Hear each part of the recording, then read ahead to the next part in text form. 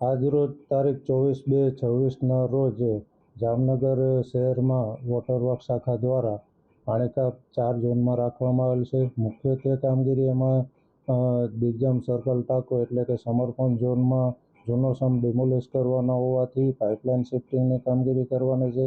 તેમજ Khijadiya filter plant ખાતે સ્કાડાનું flow meter લગાવવાનું છે.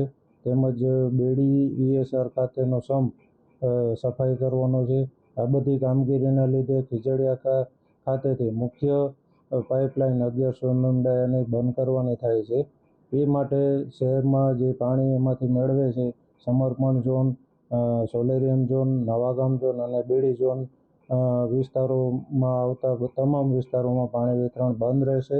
અંદાજે 60,000 જેટલી વસ્તીને આ પાણી વિતરણમાં અસર પહોંચશે અને બીજે દિવસથી આ કામગીરી પૂર્ણ થાય એટલે બીજે દિવસથી રાબેતા મુજબ રૂટીન સમયે પાણી તમામને મળી જશે.